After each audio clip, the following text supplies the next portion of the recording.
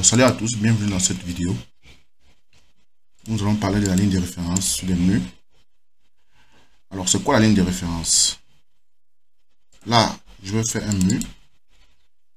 Je vais paramétrer. Je vais mettre un mur d'une structure basique. Je vais cliquer là, je vais mettre une épaisseur de 15. Pour un mur en papier de 15 par exemple. Ici, je vais mettre 0. Là, je mets 0.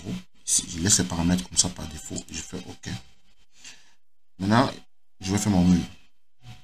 Premier clic. Deuxième clic. Voici mon mur.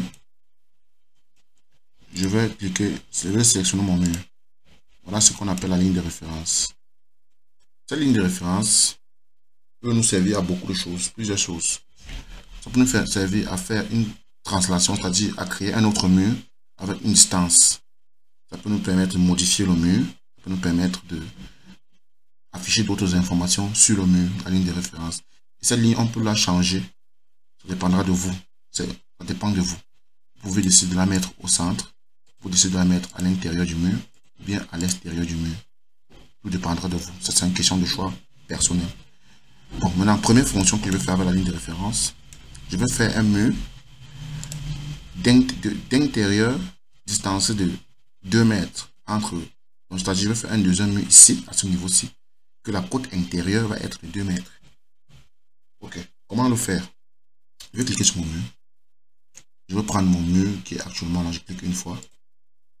Avec l'option aussi, translation activée, je veux glisser ma souris et entrer la distance sur mon clavier.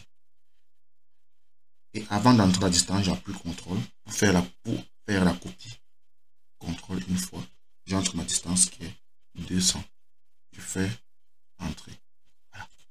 Vous voyez, je viens de faire une translation, c'est-à-dire une copie d'ici à ici, de ce mur, et je veux qu'à l'intérieur, j'ai 200. Là, j'ai mis 200 avec mon clavier. Mais, je vais vous dire quelque chose. Cette distance ici n'atteint pas 2 mètres. Ça n'atteint pas 2 mètres. Pourquoi? Parce que je vais vérifier avec la petite cotation. Je mets ma cote là. Et là, vous voyez, j'ai 195 au lieu de 200. Donc 195 cm. Parce que moi, je travaille en centimètres. Au lieu de 200 pour qu'il y ait 2 mètres.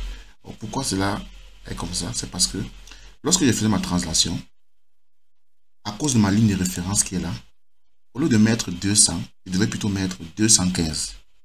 Parce que la côte est considérée qui tend d'ici jusqu'ici. Qui tend de la ligne de référence jusque là. Vous voyez un peu. Bon.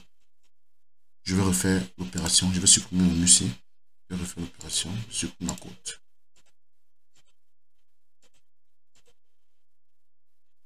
Je vais faire ma translation. J'ajoute la copie. Je vais mettre 215, donc 2 mètres 15. Voilà. Là, si je vérifie, j'aurai 2 mètres ici. Parce que par rapport à ma ligne de référence, j'ai ajouté les 15 cm ici et les 200 que je vais avoir ici. Si je vérifie avec ma cotation,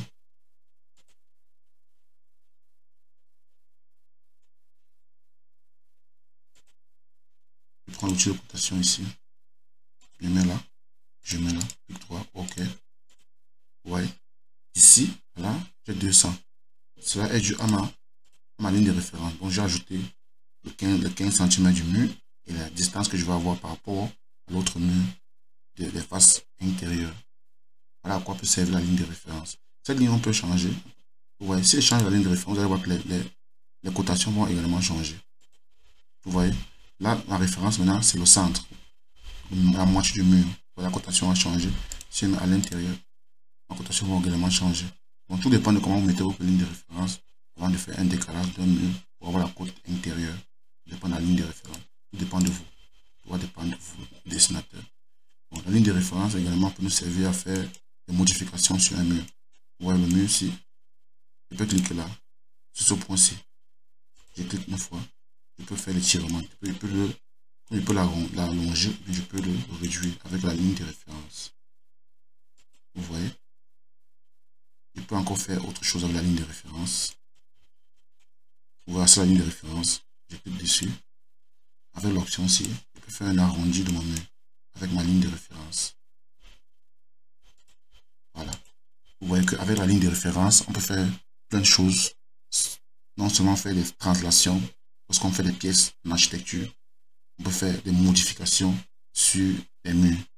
Voilà un peu à quoi c'est la ligne de référence.